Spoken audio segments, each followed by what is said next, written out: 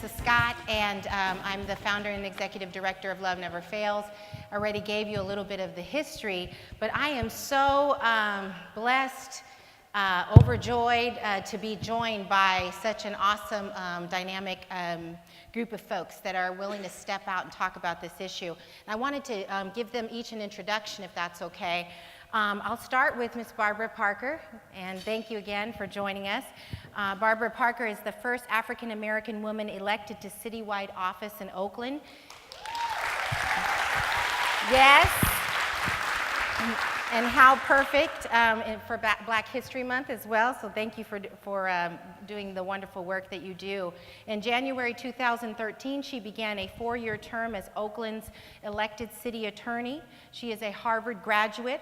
Parker has practiced law in the private sector for major firms and corporations and at every level of government, including a decade as chief assistant city attorney and 5 years as assistant U.S. attorney. Parker is board president of the Black Adoption Placement and Research Center, which for 30 years has found permanent homes for children in the California's foster care system, and the majority of these children are African American. Equal opportunity, improving public safety, and assuring that the city government is operating in a transparent, honest, and safe manner are her top priorities. In 2012, she shut down 2 motels that were magnets for prostitution and sex trafficking. Yes, right? Thank you, Ms. Parker. And also with us is Katherine Kosmos. Kate has been a school psychologist for the Oakland Unified School District since 1998. She's been involved in research on the commercial sexual exploitation of children for the past 3 years and has developed a school-based model for mitigating vulnerability for child abuse and commercial exploitation of children, which she presented at the 2013 Oxford Roundtable Discussions on Childhood Education and Endangerment. Ms. Kosmos is the member of the OUSD Commercial Sexual Exploitation of Children Task Force. And in addition, Ms. Kosmos has been instrumental at starting the dialogue with parents about how we can keep our children safe at one of East Oakland's schools. Thank you very much, Ms. Kosmos. Beautiful. Also with us is Brianna Mosley. Brianna is a 19-year-old who was born and raised in Sacramento. She is a survivor of abuse and exploitation. She was trafficked from Sacramento to Oakland by an exploiter at the age of 15. She has now been free of that life for a little over 2 years. Currently, yes.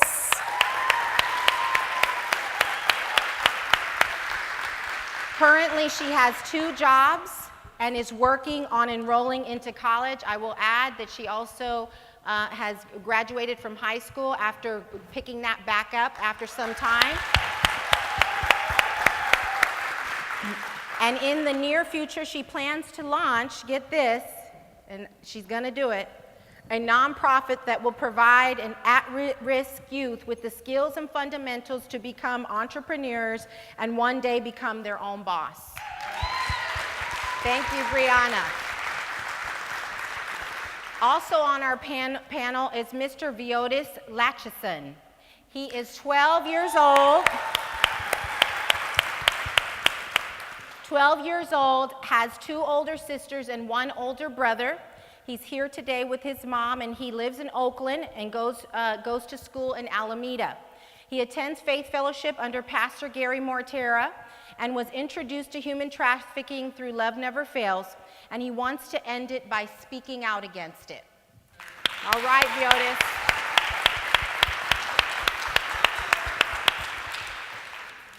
And also on our panel is Christopher Dykes. Christopher is a survivor of different types of abuse. He's been through hell, he says, raped, beaten, and locked in a dog cage as a child. He has been on his own since 18 and is going through a culinary program now.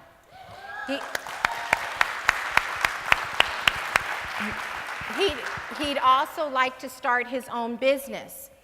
He wants to speak with children in schools with Love Never Fails as we go in and teach the 7th graders about human trafficking this year, and along with our partners in crime at OUSD. He wants to come in there with Love Never Fails. And he also wants to talk to the Alameda County Police Department about what abuse does to a young man and how a young man might be able to gain some hope through some new, first of all, belief in themselves and also some new behaviors that they can bring in. So he's really excited about sharing that with us today. So Chris, thank you for joining us. All right, well, we're going to go ahead and get started on some questions, and then we will leave some time for you to come up and ask questions as well. So I'd like to start with Ms. Parker. And we're going to just ask some general questions and then dig in a little bit deeper. First of all, what is human trafficking and what does it mean to you, Ms. Parker? Good afternoon. This is such an important event. I want to thank everybody for being here. I did a lot of research looking at the definitions, and I first wanted to start with the painful history this country has. We all know that slavery was legal in this country for centuries. And many of us have ancestors who were enslaved during those centuries.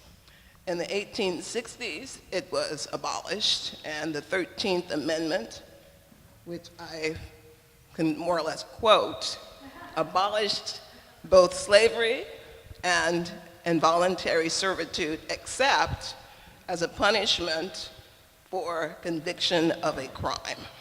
And so we now have the military prison industrial complex where there's many people who are there for life.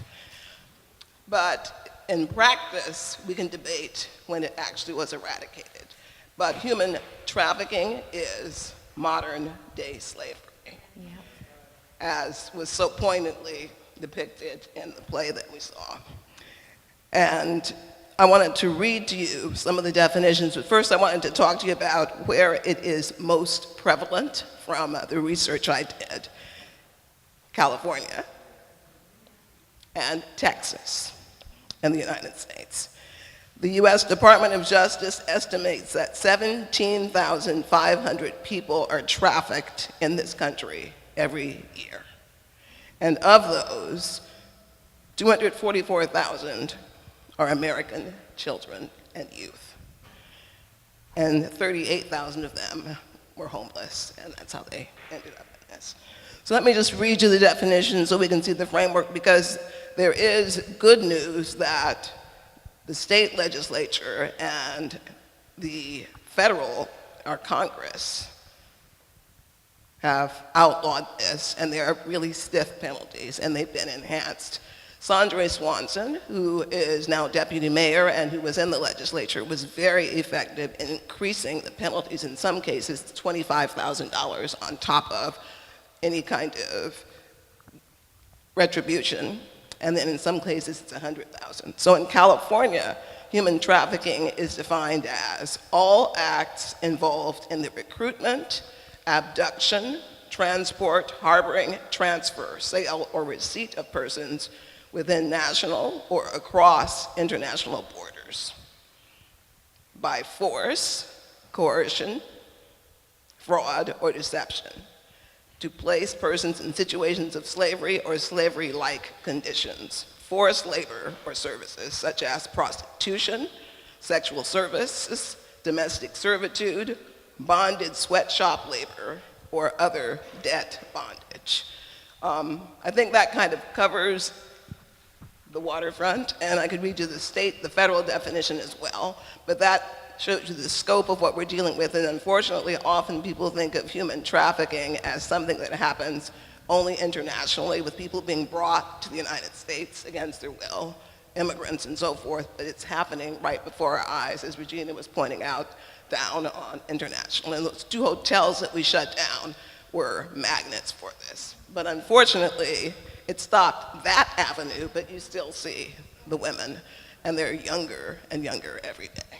So I hope it wasn't too late. Yes, very, very helpful, thank you. And so maybe we could get, Brianna, would you like to tell us what human trafficking means to you and what it is for you? To me, to me, human trafficking means making someone work against their will and transporting them. And what was the second question? And what does it mean to you personally? Personal, like a.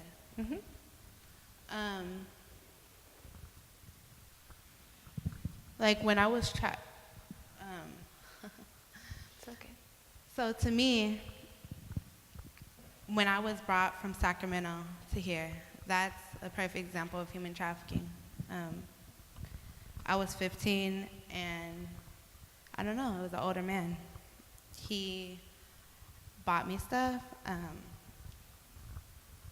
Basically, he just told me everything I would want to hear. And I don't know. That's what it means to you.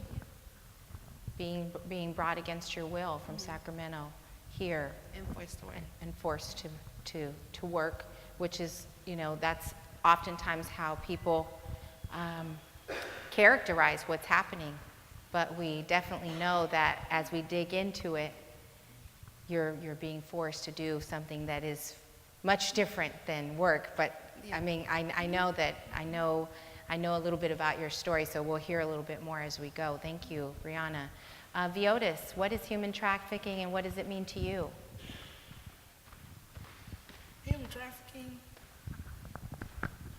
Human trafficking to me, like she said, being tormented or abused against your will, and something that should not be tolerated, especially in America, because this is a free world. This is supposed to be a free world. A lot of people come out of their way from different states to come here because it's a free world, and some reason it isn't. And this sex trafficking is, I guess, is another version of slavery. That's what it means to me. And for me, saying sex trafficking and basically meaning not prostitution. It's not prostitution, but being controlled, being put on chains, being locked up, being stuck away, so you won't reach freedom. That's what sex trafficking to me feels like, because I've seen people who've gone through those places, and I've got taught lessons and shown how the world really works. So I understand more now about sex trafficking. So to me, it's a locking or a throwing away of freedom. All right.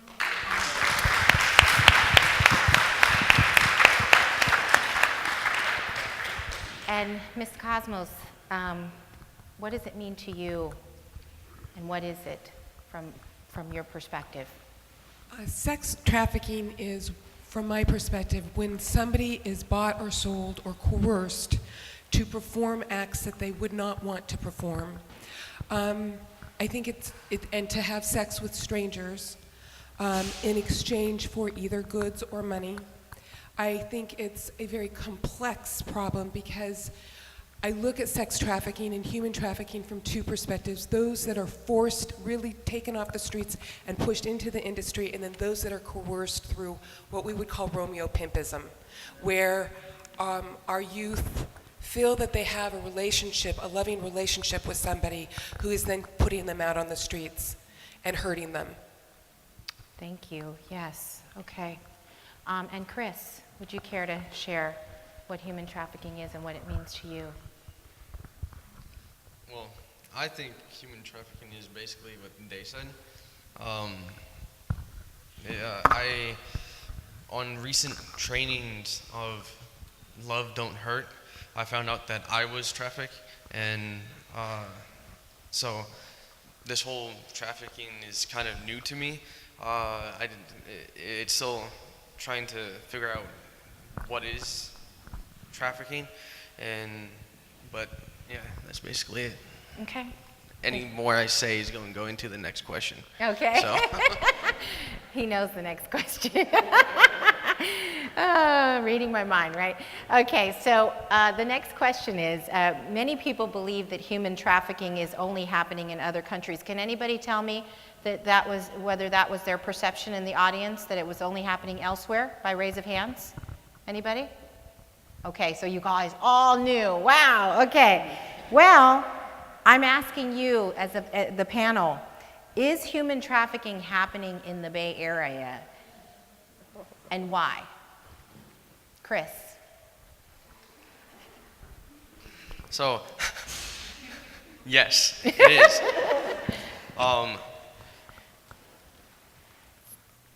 So, like I said, it is here in the Bay Area. We basically see it on TV. We see it on the radio, basically, and we see it on the streets inside the Bay. And it's not only on the streets; it's also in the house without you knowing it. Like for instance, I was trafficked, and I wasn't trafficked on the streets. I was trafficked in-house, and I would be going to school, I would be going to church, or I would be just at the mall, and you don't know it. But like, it could be your friends, it could be your family member, it could be just a random person that you bump into on the inside the mall, or the person who checks out your groceries and stuff, and you don't even know it. But like, there is other forms of trafficking, and it's what I'm trying to put on is that it's not only on the streets, it's also inside their own home and all that. So there is other trafficking like me, and most of people who are trafficked are people who are like family members and stuff, and you don't even see it. And yeah. Yeah, just to embellish a little bit more, what we've learned since we've been involved in this struggle at Love Never Fails is that, you know, we have parents that are actually selling their children, and they're inviting people that are buyers into their home to have sex with their children in exchange for money, oftentimes because they're addicted to some sort of drug. That's happening. That is happening, okay? We also see parties. Just recently, I had a man come to me, and he was telling me about how he's been getting educated about human trafficking, and he goes to these parties, and he's Mexican, and he said there's these huge parties that they throw periodically. And he goes, it never occurred to him that there were these young girls there that showed up at the party each time, and they had been promised. Now, this is a case of perhaps international, trafficking, but they had been promised that they would be able to get married to someone here, and that they would meet suitors at the party, but it was just a front. And at that party, you know, they're not being moved from Sacramento to LA or anything like that. They're just at a party, and they're being sold at that party. So there's a variety of ways that this could happen. Brianna, care to comment on this question? Obviously, we've talked about that it's happening here in the Bay Area for you. Why is it happening? I believe it's happening in the Bay Area, for one, because people allow it to. I was 15 when I first came out here, and I would be on International every day, all day. People would see me drive past, say words, but instead nobody stopped to ask. Or it was obvious I was young. Where I lived on International. Everybody knew me in my apartment complex, but nobody ever stopped to ask or stopped to intervene when I was getting beat. I believe it's because some people allow it. Yeah. And I think you told me a story of, because you said, did you just say when I was getting beat? Mm-hmm. Yeah, I believe you told me a story of actually being beaten on the street and people just passing you by. Yeah, so I didn't know if you heard that she was getting beat and nobody stopped to intervene. Several times, so. It was every day. So there was several times somebody could have intervened and nobody did. Okay. Thanks, Brianna. Ms. Parker, why do you think it's happening here in Oakland or in the Bay Area? I think it's unfortunately a part of the fabric of the society. And when I was growing up, and I think it's true for some of the people in my same age group, people knew each other in the neighborhood. We went to the public school in the neighborhood, and almost every person you talked to who had parents would say everyone in the neighborhood was your parent. So I grew up in Seattle, which is a pretty big city, but because of that, people knew who you were, and you had a better support system, and people would take it upon themselves if you were on the bus and you were talking loudly to say, lower your voice, etc., or who was your mother? And we've lost that connection in our society with people. I mean, it's a good thing that people move from place to place, that we have all of these resources, but with that, we've lost the sense of a centered community where people can be held accountable. I've been on the bus myself. I ride the bus a lot to work, and if somebody's loud or if they're cursing, I don't feel comfortable speaking out because I don't know what the reaction will be, so there's fear.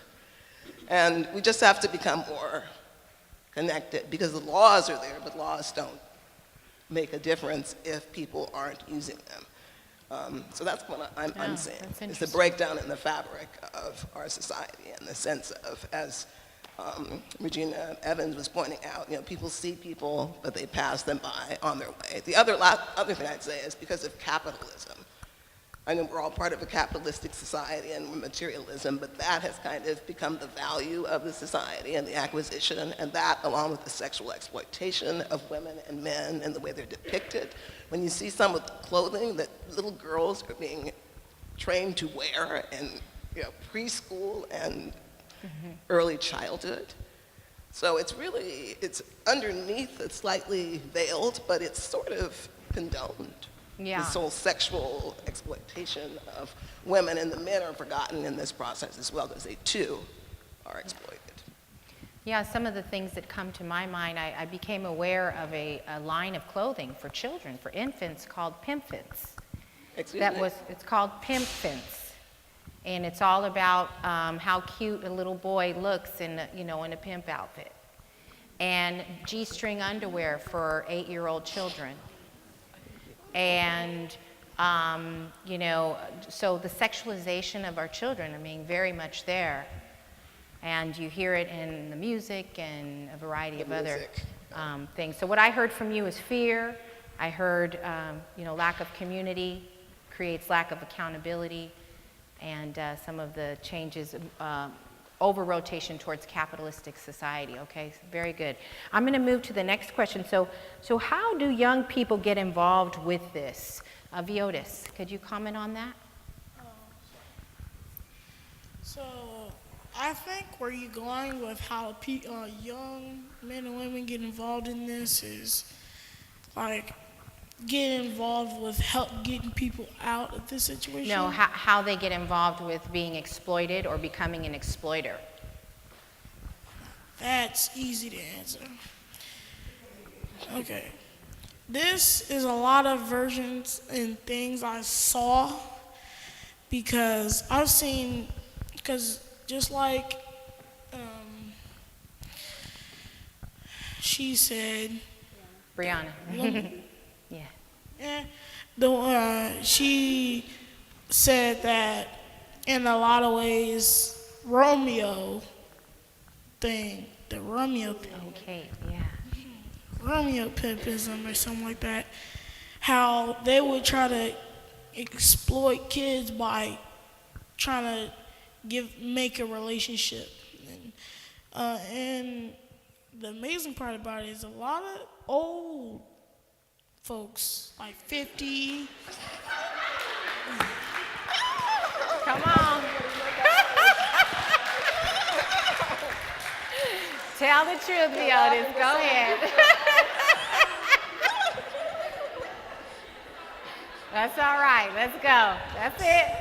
Look, a lot of old folks seem how to get, like, grip young men and women and try to, and somehow have a way to bond and tear apart their soul and throw them out in the street.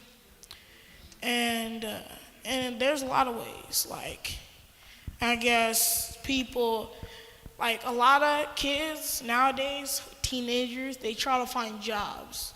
They're out in that area. So in their mind, when they're out on the streets trying to find jobs, they're like, where can I get money?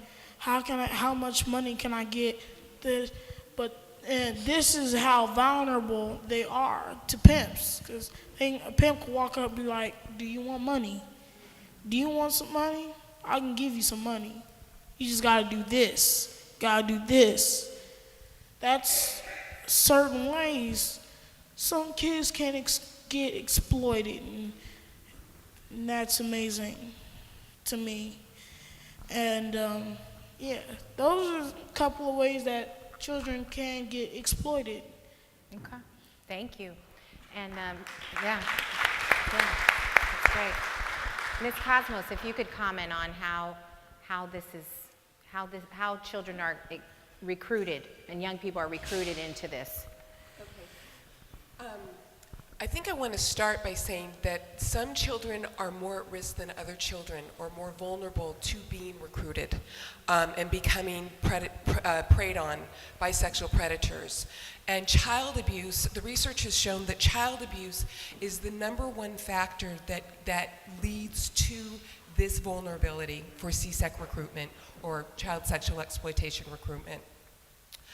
And just as other panelists have said, sometimes it's parents who will actually put their children out to work for them, or an uncle or an aunt or a cousin, or they might be a child who's living with another family and the family wants financial support, and so they coerce the child into, or convince the child, which is coercion, but done more subtly, into going out and working on the streets to bring in money to help pay for their room and board.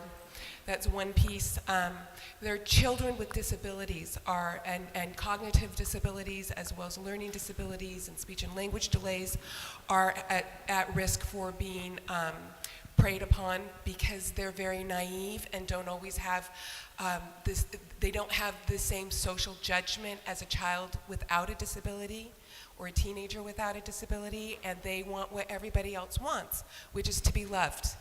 And so the predators are very adept at speaking to an individual's need for being wanted and loved. Foster youth is at extreme risk of being abused and being prostituted or exploited. And because the system is so overwhelmed, and there aren't enough people to keep track of all of the kids and everything that's happening with them, that they fall under the radar and they become invisible. We have a culture that condones sexualized behavior for children. There is another clothing line called Pimps and Hoes, and it's an infant line. And we have, as Vanessa had said, pop culture glamorizes prostitution. We had Pretty Woman, which I loved that movie, but it was the Cinderella story. And there are lots of there's been Grammy award-winning songs. It's hard out being here, being a pimp. Excuse me, I think I said that wrong, but anyway, so there's a lot of incubation that creates complacency because it's accepted. I mean, people in society think it's kind of, I don't know why, but they think it's kind of sexy. So, and that's an unfortunate stand. We need to, I think, as a community, really need to take a look at these deeper core values and what we're accepting and saying is okay. Yes, yes.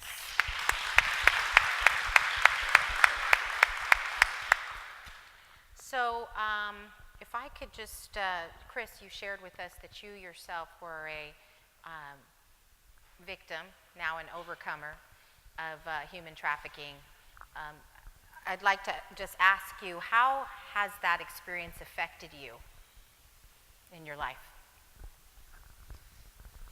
Well, s- it affected me a great deal be, because I didn't know boundaries. I crossed a lot of boundaries with a lot of friends and family members. I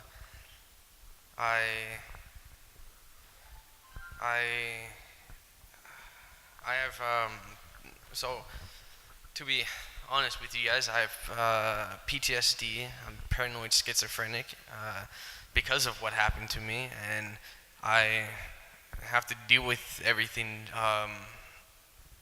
every day of my life, and just hearing things and speaking about my past gives me flashbacks and stuff. And I have this favorite show.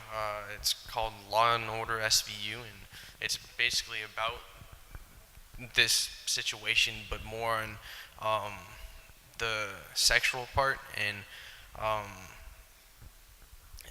some of the shows there, it gives me flashbacks, and I'm going to therapy, and but like my relationships have never lasted because of my past. And I graduated out of foster care who loves and supports me in everything I do now. And but it was hard when I started in this foster home. Throughout my whole foster care life, it was a struggle and a battle, not only for me but for my foster parents. And they had to learn more about me before I could learn about me. And just knowing different things and all that, it made my life now harder. But I've learned some stuff. I'm living on my own since I was 18. I've been paying my own bills. I go to school once a week. I have a part-time job in Alameda. I'm trying to start up my own company. So my past has taught me some stuff. And Yeah. Woo!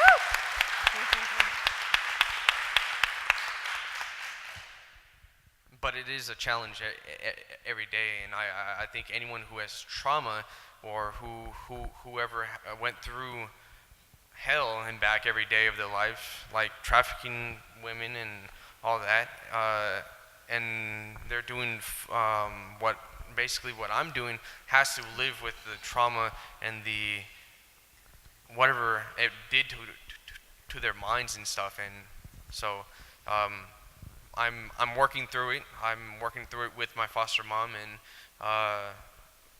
she and I check in every day to make sure I'm doing okay. And anytime I do a training or I do something like this, she always makes sure I'm okay. Did anything affect me? Do I need to see my therapist? Do I need to see my psychiatrist? And so on and so forth. But like I'm willing on doing what I have to do to make a day go by easier and smoothly. So does that answer the question? Absolutely.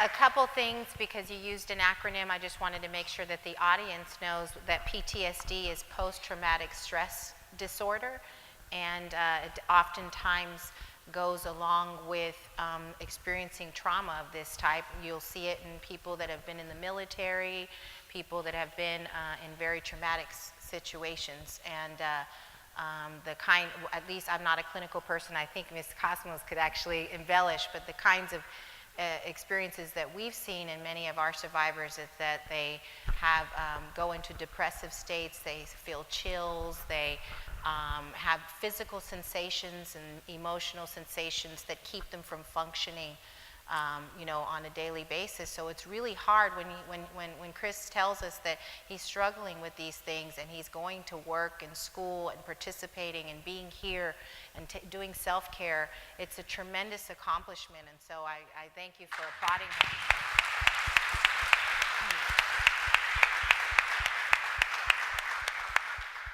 Can I say one more thing? Yeah, sure. Because I glanced back at her, and she said something about love. Well, in my past, I never got taught like boundaries and what was right and wrong. But the one thing that I never got taught was love. My biological mom, who my sister gave her the name of Incubator, didn't show me love. She would say, "Oh, I love you," but then do something to make me think, all right, this is what real love is and stuff. So it's taken me a long while to know what love means. Yeah, I can look it up and research and read and understand it that way and all of that, but like when I have a girlfriend and at the current moment I don't because of my past, but like when she says I love you, it's kind of like I'm sorry, I don't know what. Okay, cool, you know. But like, I know it hurts. But like, every time I bring up my past to them, they normally run away. And I've been trying to avoid telling them my past until we're like more stable and stuff and like that. But like, they keep on going into that love thing that I don't know what it means and stuff. And I get to know what a real family is and what I didn't have and stuff, and so I just want to say that through trauma, a lot of people don't know what love is, and they only know what love is by what happened to them and stuff. Like the pimps and stuff would say, "Oh, I love you, baby," and then they know because that's what they saw what love is, so they do it more and more and stuff. And so I just want to add that note. Yeah, that's right. So you know your own distorted, dysfunctional sense of love based on your childhood until you learn something else. So thank you so much, Chris, for sharing. Brianna, can you tell me, how does this affect you? Or how has this affected you? It has affected me. When I first got out of that life and got away from my trafficker, I had to relearn what normal was. I still relearn what normal is. I don't know, I just had to learn how to balance myself, and it's affected me in my relationship with men. I'm currently engaged, but it was a interesting path when we first started. I don't know, it affects my everyday life even now. And just adding a little bit more, like things that I've heard from other young ladies that are exiting the life is that they aren't used to being treated kindly, they're not used to having their own things, they're not used to making decisions for themselves because all those decisions were made for them. Yeah, so a perfect example, when I met my fiance now, and I moved in with him, it was like a normal life, and I remember thinking like, oh, I don't have anything to do, like I can just sit here and really just read a book, or I was so used to being in a house with so many people, it was so weird to just be alone and be able to just spend time with myself, or be able to spend time with him, or be able to get up and cook, or just everyday normal stuff that everybody else normally does, but I just had to retrain myself on what was normal. Because to me, when I first moved in, it was awkward to me. But yeah, over the time, now I love it. Great. Well, so I have one last question for each of you to answer, and it's really speaking to our young people. And so my question is what would you say to someone who's being sold right now? If they're out here in the audience today and they're being sold, what would you say to them? Veotus.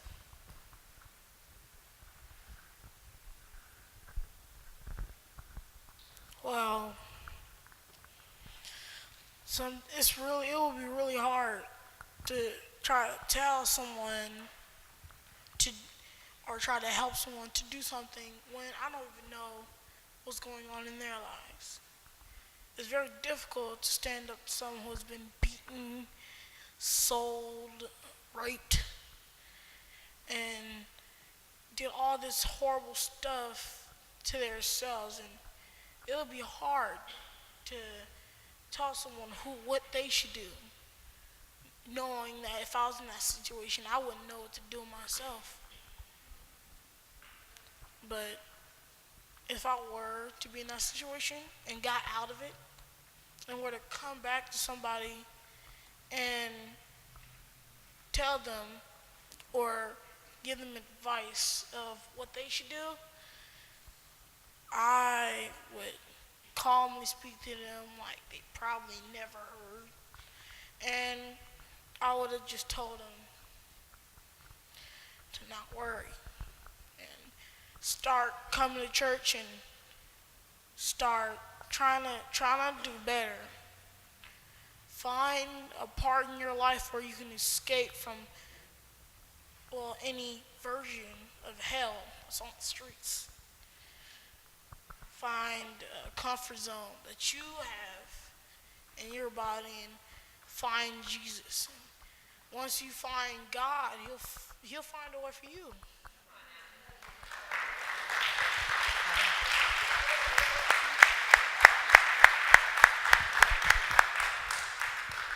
So there's a lot of things a person can say, but that would terminate all things at that moment.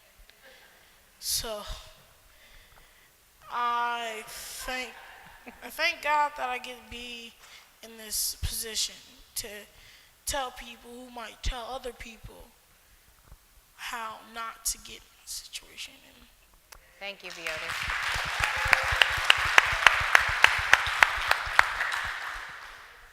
Ms. Parker, what would you say? It's hard to follow 12-year-olds. And I'm over 50. Considerably. From the old people in the room, right? I think what I would say, because I think you made the question somewhat easier than the general one, because you're saying if the person is here. Yeah. Because that means the person already is open.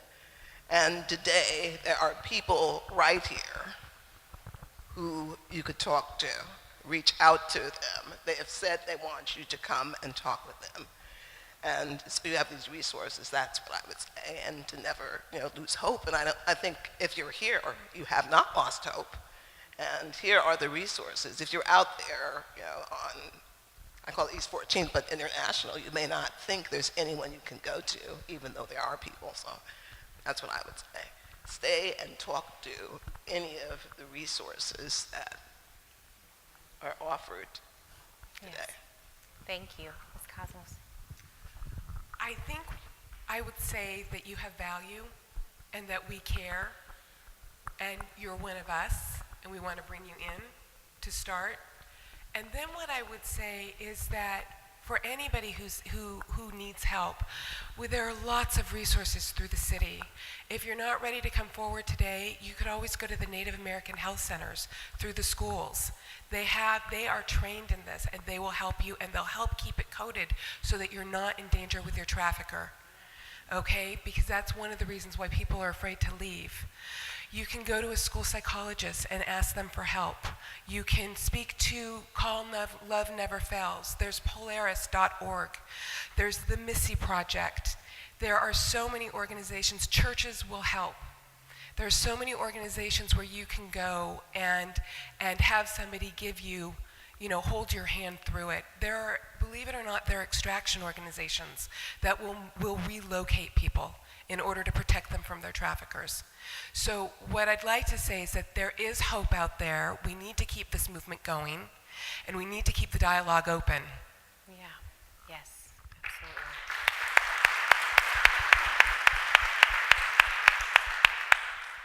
Chris. So this is the second time I got asked this question. I was speaking to a high schoolers about this with Love Don't Hurt, and the first time I said it was it was my first time speaking, and I just said something that was on top of my head. Lately, since then, I've saw this commercial that hit me that I should have said that. But like this commercial is about a marathon race. A big heavyset guy was like in 901 person that was in the race, and they were cleaning up, putting down the banner, and he was coming and approaching the finish line, and all the crew said put up the sign again, and he ran through and fell, and the caption said was believe in yourself, pass it on. And I think that if I was to say to someone who went through something similar to mine or is a trafficking person, that believe in yourself. I know it seems like that no one is believing in you right now, but there is someone that does believe in you since you were a kid or a baby. But if you believe in yourself, it's going to go a long way than someone else believing inside you. That is probably why I'm successful right now, is because I believed inside myself, not knowing that I believed in myself, and I protected my sisters through harm and stuff for them to have a decent life and not what I have to suffer now and all that. But like, believing in yourself, it goes a long way than someone else believing inside yourself. So, yeah. Thank you. And Brianna. If there was someone sitting in the audience, I would say that you are loved and you're important, and that nobody should ever tell you you're not. I would also say that I was once sitting where you're sitting, and there is a life after the life, and it does go on. Yeah.